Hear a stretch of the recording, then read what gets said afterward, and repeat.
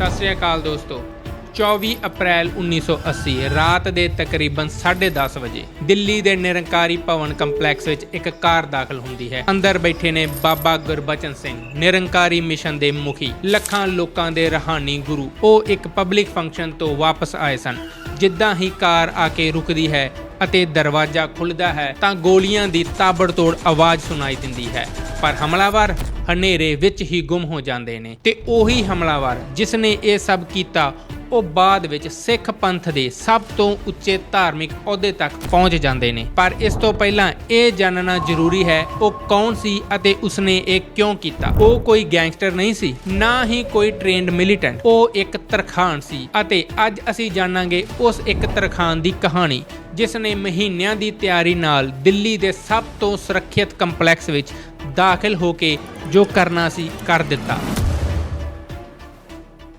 ਦਿੱਲੀ ਵਿੱਚ ਇੱਕ ਜਗ੍ਹਾ ਸੀ ਬਾਬਾ ਦੀਪ ਸਿੰਘ ਰਣਜੀਤ ਅਖਾੜਾ। ਹਰ ਸ਼ੁੱਕਰਵਾਰ ਇੱਥੇ ਸਿੱਖ ਇਕੱਠੇ ਹੁੰਦੇ ਸਨ, ਕੀਰਤਨ ਹੁੰਦਾ ਸੀ, ਵਿਚਾਰ ਵਟਾਂਦਰਾ ਹੁੰਦਾ ਸੀ ਅਤੇ ਪੰਜਾਬ ਵਿੱਚ ਬਦਲ ਰਹੇ ਹਾਲਾਤਾਂ ਤੇ ਖੁੱਲ੍ਹ ਕੇ ਗੱਲ ਹੁੰਦੀ ਸੀ। ਨਿਰੰਕਾਰੀਆਂ ਦਾ ਮੁੱਦਾ ਵੀ ਅਕਸਰ ਇੱਥੇ ਛੇੜਿਆ ਜਾਂਦਾ ਸੀ ਅਤੇ ਇੱਥੇ ਹੀ ਬੈਠਦਾ ਸੀ ਇੱਕ ਬੰਦਾ, ਰਣਜੀਤ ਸਿੰਘ, ਪੇਸ਼ੇ ਤੋਂ ਤਰਖਾਣ। ਉਹ ਸਿਰਫ ਇਸ ਅਖਾੜੇ ਨਾਲ ਹੀ ਨਹੀਂ ਬਲਕਿ ਅਖੰਡ ਕੀਰਤਨੀ ਜਥਾ ਨਾਲ ਵੀ ਜੁੜੇ ਹੋਏ ਸਨ। ਪਰ ਅਖਾੜੇ ਵਿੱਚ ਉਹ ਕੋਈ ਆਮ ਸੇਵਾਦਾਰ ਨਹੀਂ ਸੀ।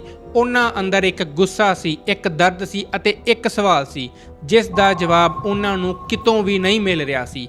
ਪਰ ਉਹ ਗੁੱਸਾ ਆਇਆ ਕਿੱਥੋਂ ਸੀ, ਉਹ ਦਰਦ ਕਿਸ ਚੀਜ਼ ਦਾ ਸੀ, ਇਹ ਸਮਝਣ ਲਈ ਸਾਨੂੰ 1978 ਵਿੱਚ ਜਾਣਾ ਪਵੇਗਾ। ਨਿਰੰਕਾਰੀ ਮਿਸ਼ਨ ਆਪਣੇ ਆਪ ਨੂੰ ਸਿੱਖ ਪਰੰਪਰਾ ਨਾਲ ਜੋੜਦੇ ਸਨ, ਪਰ ਕਈ ਸਿੱਖ ਜਥੇਬੰਦੀਆਂ ਦਾ ਮੰਨਣਾ ਸੀ ਕਿ ਨਿਰੰਕਾਰੀਆਂ ਦੀਆਂ ਕੁਝ ਸਿੱਖਿਆਵਾਂ ਸਿੱਖ ਮਰਿਆਦਾ ਦੇ ਉਲਟ ਸਨ। ਸਭ ਤੋਂ ਵੱਡਾ ਵਿਵਾਦ ਸੀ ਕਿ ਨਿਰੰਕਾਰੀ ਆਪਣੇ ਰੂਹਾਨੀ ਮੁਖੀ ਬਾਬਾ ਗੁਰਬਚਨ ਸਿੰਘ ਜੀ ਨੂੰ ਜੀਵਿਤ ਸਤਿਗੁਰੂ ਮੰਨਦੇ ਸਨ, ਜਦੋਂ ਕਿ ਸਿੱਖ ਧਰਮ ਅਨੁਸਾਰ ਗੁਰੂ ਗ੍ਰੰਥ ਸਾਹਿਬ ਜੀ ਹੀ ਆਖਰੀ ਗੁਰੂ ਨੇ। ਫਿਰ ਆਇਆ 13 ਅਪ੍ਰੈਲ 1978 ਵਿਸਾਖੀ ਦਾ ਦਿਨ।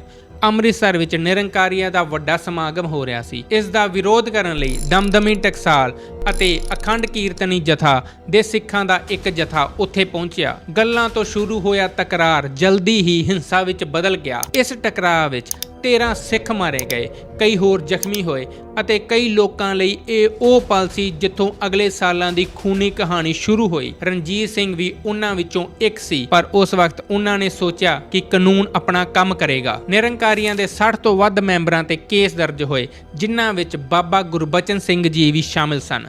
ਪੰਜਾਬ ਦੇ ਕਈ ਸਿੱਖਾਂ ਨੂੰ ਉਮੀਦ ਸੀ ਕਿ ਉਹਨਾਂ ਨੂੰ ਇਨਸਾਫ ਮਿਲੇਗਾ, ਪਰ ਜਨਵਰੀ 1980 ਵਿੱਚ ਅਦਾਲਤ ਦਾ ਫੈਸਲਾ ਆਇਆ। ਸਾਰੇ ਦੋਸ਼ੀ ਬਰੀ ਕਰ ਦਿੱਤੇ ਗਏ। ਅਦਾਲਤ ਦਾ ਕਹਿਣਾ ਸੀ ਕਿ ਨਿਰੰਕਾਰੀਆਂ ਨੇ ਜੋ ਵੀ ਕੀਤਾ ਉਹ ਆਪਣੀ ਜਾਨ ਬਚਾਉਣ ਲਈ ਕੀਤਾ, ਯਾਨੀ ਸੈਲਫ ਡਿਫੈਂਸ ਵਿੱਚ ਕਰਿਆ। ਕਈ ਸਿੱਖ ਜਥੇਬੰਦੀਆਂ ਲਈ ਇਹ ਫੈਸਲਾ ਕਬੂਲ ਕਰਨਾ ਬਹੁਤ ਔਖਾ ਸੀ। ਉਹਨਾਂ ਦਾ ਮੰਨਣਾ ਸੀ ਕਿ 1978 ਵਿੱਚ ਜਾਨ ਗਵਾਉਣ ਵਾਲਿਆਂ ਨੂੰ ਇਨਸਾਫ ਨਹੀਂ ਮਿਲਿਆ ਅਤੇ ਇਹ ਉਹ ਪਲ ਸੀ ਜਦੋਂ ਭਾਈ ਰਣਜੀਤ ਸਿੰਘ ਨੇ ਬਦਲਾ ਲੈਣ ਦਾ ਫੈਸਲਾ ਲਿਆ। ਉਹਨਾਂ ਨੇ ਇੱਕ ਅਜਿਹਾ ਪਲਾਨ ਬਣਾਇਆ ਜਿਸ ਬਾਰੇ ਕੋਈ ਸੋਚ ਵੀ ਨਹੀਂ ਸਕਦਾ ਸੀ। ਭਾਈ ਰਣਜੀਤ ਸਿੰਘ ਨੇ ਨਿਰੰਕਾਰੀ ਮਿਸ਼ਨ ਵਿੱਚ ਗਿਆਨ ਲਿਆ, ਮਤਲਬ ਉਹ ਖੁਦ ਨਿਰੰਕਾਰੀ ਬਣ ਗਏ, ਸਿਰਫ ਤੇ ਸਿਰਫ ਅੰਦਰ ਵੜਨ ਦੇ ਮਕਸਦ ਨਾਲ। ਉਹ ਉਸ ਆਰਗੇਨਾਈਜੇਸ਼ਨ ਦਾ ਹਿੱਸਾ ਬਣ ਗਏ ਜਿਸ ਦੇ ਮੁਖੀ ਨੂੰ ਉਹ ਮਾਰਨਾ ਚਾਹੁੰਦੇ ਸੀ। ਉਹ ਇਕੱਲੇ ਨਹੀਂ ਸੀ, ਉਹਨਾਂ ਦੇ ਨਾਲ 2 ਹੋਰ ਵੀ ਸਾਥੀ ਸਨ, ਪਰ ਅੰਦਰ ਰਹਿਣਾ, ਭਰੋਸਾ ਜਿੱਤਣਾ, ਮਹੀਨੇ ਕੱਟਣਾ, ਇਹ ਸਭ ਭਾਈ ਰਣਜੀਤ ਸਿੰਘ ਨੇ ਹੀ ਕਰਨਾ ਸੀ। ਦਿਨ ਮਹੀਨਿਆਂ ਵਿੱਚ ਬਦਲ ਗਏ।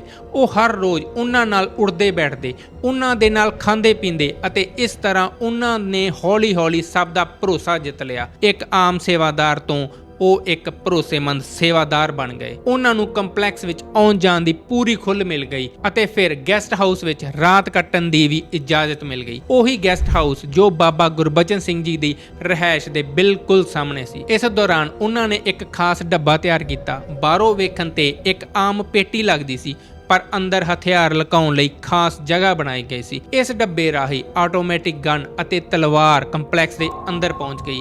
ਕਿਸੇ ਨੂੰ ਵੀ ਸ਼ੱਕ ਨਹੀਂ ਹੋਇਆ। ਤਰਖਾਣ ਸਨ ਉਹ, ਲੱਕੜ ਦਾ ਕੰਮ ਕਰਨਾ ਇਹੀ ਉਹਨਾਂ ਦਾ ਪੇਸ਼ਾ ਸੀ। ਪਰ ਇਸ ਵਾਰ ਲੱਕੜ ਦਾ ਕੰਮ ਸਿਰਫ ਇੱਕ ਕਵਰ ਸੀ। ਹੁਣ ਉਹ ਕੰਪਲੈਕਸ ਦੇ ਅੰਦਰ ਸੀ ਅਤੇ ਸਹੀ ਮੌਕੇ ਦੀ ਉਡੀਕ ਕਰਨ ਲੱਗ ਗਏ ਅਤੇ ਉਹ ਮੌਕਾ ਆ ਗਿਆ।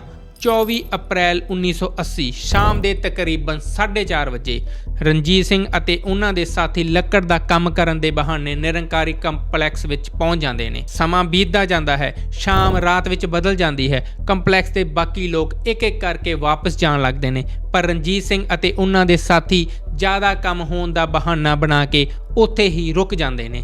ਕਿਸੇ ਨੂੰ ਵੀ ਕੋਈ ਸ਼ੱਕ ਨਹੀਂ ਹੁੰਦਾ। ਹੌਲੀ-ਹੌਲੀ ਪੂਰਾ ਕੰਪਲੈਕਸ ਖਾਲੀ ਹੋ ਜਾਂਦਾ ਹੈ ਤੇ ਫਿਰ ਰਾਤ ਦੇ ਤਕਰੀਬਨ 10:30 ਵਜੇ ਗੇਟ ਤੋਂ ਇੱਕ ਮੋਟਰਸਾਈਕਲ ਅੰਦਰ ਆਉਂਦਾ ਹੈ। ਉਸ ਦੇ ਪਿੱਛੇ ਆਉਂਦੀ ਹੈ ਬਾਬਾ ਗੁਰਬਚਨ ਸਿੰਘ ਜੀ ਦੀ ਕਾਰ। ਜਿੱਦਾਂ ਹੀ ਬਾਬਾ ਗੁਰਬਚਨ ਸਿੰਘ ਕਾਰ ਚੋਂ ਬਾਹਰ ਨਿਕਲਦੇ ਨੇ ਤਾਂ ਕਮਰਾ ਨੰਬਰ 14 ਦੀ ਬਾਰੀ ਵਿੱਚੋਂ ਗੋਲੀਆਂ ਦੀ ਤਾਬੜਤੋੜ ਬੁਛਾੜ ਹੋਣੀ ਸ਼ੁਰੂ ਹੋ ਜਾਂਦੀ ਹੈ। ਕੁਝ ਹੀ ਸੈਕਿੰਡਸ ਵਿੱਚ ਬਾਬਾ ਗੁਰਬਚਨ ਸਿੰਘ ਅਤੇ ਉਹਨਾਂ ਦਾ ਸੁਰੱਖਿਆ ਗਾਰਡ ਪ੍ਰਤਾਪ ਸਿੰਘ ਜ਼ਮੀਨ ਤੇ ਡਿੱਗ ਪੈਂਦੇ ਨੇ। ਦੋਹਾਂ ਦੀ ਮੌਕੇ ਤੇ ਹੀ ਮੌਤ ਹੋ ਜਾਂਦੀ ਹੈ। ਭਾਈ ਰਣਜੀਤ ਸਿੰਘ ਅਤੇ ਉਹਨਾਂ ਦੇ ਸਾਥੀ ਹਨੇਰੇ ਦਾ ਫਾਇਦਾ ਚੁੱਕਦੇ ਹੋਏ ਉੱਥੋਂ ਫਰਾਰ ਹੋ ਜਾਂਦੇ ਨੇ। ਉਸ ਰਾਤ ਜੋ ਹੋਇਆ ਉਸ ਦੀ ਗੂੰਜ ਸਿਰਫ ਦਿੱਲੀ ਤੱਕ ਸੀਮਿਤ ਨਹੀਂ ਰਹੀ, ਪੂਰਾ ਪੰਜਾਬ ਹਿੱਲ ਗਿਆ ਸੀ। ਇਸ ਕਾਂਡ ਦੀ ਜਾਂਚ ਪਹਿਲਾਂ ਦਿੱਲੀ ਪੁਲਿਸ ਕਰਦੀ ਹੈ, ਪਰ ਫਿਰ ਇਹ ਕੇਸ CBI ਨੂੰ ਰੈਫਰ ਕਰ ਦਿੱਤਾ ਜਾਂਦਾ ਹੈ। ਭਾਈ ਰਣਜੀਤ ਸਿੰਘ ਹਮਲੇ ਤੋਂ ਬਾਅਦ ਕਈ ਸਾਲਾਂ ਤੱਕ ਫਰਾਰ ਰਹਿੰਦੇ ਨੇ। ਆਖਿਰਕਾਰ ਨਵੰਬਰ 1983 ਵਿੱਚ ਉਹਨਾਂ ਨੂੰ ਗ੍ਰਿਫਤਾਰ ਕਰ ਲਿਆ ਜਾਂਦਾ ਹੈ। ਉਹਨਾਂ ਤੇ ਤਕਰੀਬਨ 9 ਸਾਲ ਲੰਬਾ ਮੁਕੱਦਮਾ ਚੱਲਦਾ ਹੈ ਅਤੇ ਮਾਰਚ 1992 ਵਿੱਚ ਅਦਾਲਤ ਉਹਨਾਂ ਨੂੰ ਉਮਰ ਕੈਦ ਦੀ ਸਜ਼ਾ ਸੁਣਾਉਂਦੀ ਹੈ ਤੇ 1997 ਵਿੱਚ ਦਿੱਲੀ ਹਾਈ ਕੋਰਟ ਇਸ ਸਜ਼ਾ ਨੂੰ ਬਰਕਰਾਰ ਰੱਖਦੀ ਹੈ। ਪਰ ਫਿਰ ਕਹਾਣੀ ਵਿੱਚ ਇੱਕ ਹੋਰ ਮੋੜ ਆਉਂਦਾ ਹੈ। 1997 ਵਿੱਚ ਪੰਜਾਬ ਵਿੱਚ ਅਕਾਲੀ ਦਲ ਦੀ ਸਰਕਾਰ ਬਣਦੀ ਹੈ। ਅਕਾਲੀ ਦਲ ਲੀਡਰਸ਼ਿਪ ਰਾਸ਼ਟਰਪਤੀ ਕੋਲ ਮਰਸੀ ਪਟੀਸ਼ਨ ਭੇਜਦੀ ਹੈ ਅਤੇ ਨਵੰਬਰ 1998 ਵਿੱਚ ਰਾਸ਼ਟਰਪਤੀ KR ਨਾਰਾਇਣ ਭਾਈ ਰਣਜੀਤ ਸਿੰਘ ਦੀ ਬਾਕੀ ਸਜ਼ਾ ਨੂੰ ਮਾਫ ਕਰ ਦਿੰਦੇ ਨੇ। ਜੇਲ੍ਹ ਤੋਂ ਬਾਹਰ ਆਉਂਦੇ ਹੀ ਭਾਈ ਰਣਜੀਤ ਸਿੰਘ ਨੂੰ ਅਕਾਲ ਤਖਤ ਦਾ ਜਥੇਦਾਰ ਨਿਯੁਕਤ ਕੀਤਾ ਜਾਂਦਾ ਹੈ। ਸਿੱਖ ਪੰਥ ਦਾ ਸਭ ਤੋਂ ਉੱਚਾ ਧਾਰਮਿਕ ਅਹੁਦਿਆਂ ਵਿੱਚੋਂ ਇੱਕ ਉਤਰ ਖਾਨ, ਜੋ ਇੱਕ ਸਮੇਂ ਨਿਰੰਕਾਰੀ ਕੰਪਲੈਕਸ ਦੇ ਅੰਦਰ ਲੁਕ ਕੇ ਗਿਆ ਸੀ, ਹੁਣ ਸਿੱਖ ਪੰਥ ਦੀ ਸਭ ਤੋਂ ਮਹੱਤਵਪੂਰਨ ਧਾਰਮਿਕ ਜ਼ਿੰਮੇਵਾਰੀ ਨਿਭਾ ਰਿਹਾ ਸੀ। ਭਾਵੇਂ ਕੁਝ ਸਮੇਂ ਬਾਅਦ ਉਹਨਾਂ ਨੂੰ ਅਕਾਲ ਤਖਤ ਦੇ ਜਥੇਦਾਰ ਦੇ ਅਹੁਦੇ ਤੋਂ ਹਟਾ ਦਿੱਤਾ ਗਿਆ, ਪਰ ਉਹਨਾਂ ਦੀ ਆਵਾਜ਼ ਅੱਜ ਵੀ ਪੰਥਕ ਸਿਆਸਤ ਅਤੇ SGPC ਸੁਧਾਰਨ ਦੇ ਮੁੱਦਿਆਂ ਤੇ ਸੁਣਾਈ ਦਿੰਦੀ ਹੈ। ਅੱਜ ਵੀ ਉਹ ਪੰਥਕ ਅਕਾਲੀ ਲਹਿਰ ਦੇ ਪ੍ਰੈਜ਼ੀਡੈਂਟ ਦੇ ਰੂਪ ਵਿੱਚ ਸਰਗਰਮ ਨੇ। 24 ਅਪ੍ਰੈਲ 1980 ਦੀ ਰਾਤ ਨੇ ਪੰਜਾਬ ਦੇ ਇਤਿਹਾਸ ਤੇ ਇੱਕ ਅਜਿਹਾ ਨਿਸ਼ਾਨ ਛੱਡਿਆ ਜੋ ਅੱਜ ਵੀ ਮਿਟਾਇਆ ਨਹੀਂ ਜਾ ਸਕਦਾ। ਤੇ ਸਵਾਲ ਅੱਜ ਵੀ ਉਹੀ ਹੈ, ਰਣਜੀਤ ਸਿੰਘ ਕੌਣ ਸੀ, ਹੀਰੋ ਜਾਂ ਕਾਤਲ? ਤੁਸੀਂ ਆਪਣਾ ਓਪੀਨੀਅਨ ਕਮੈਂਟਸ ਵਿੱਚ ਜ਼ਰੂਰ ਸ਼ੇਅਰ ਕਰਿਓ ਅਤੇ ਚੈਨਲ ਨੂੰ ਸਬਸਕ੍ਰਾਈਬ ਕਰਨਾ ਨਾ ਭੁੱਲਿਓ। ਸਤਿ ਸ਼੍ਰੀ ਅਕਾਲ।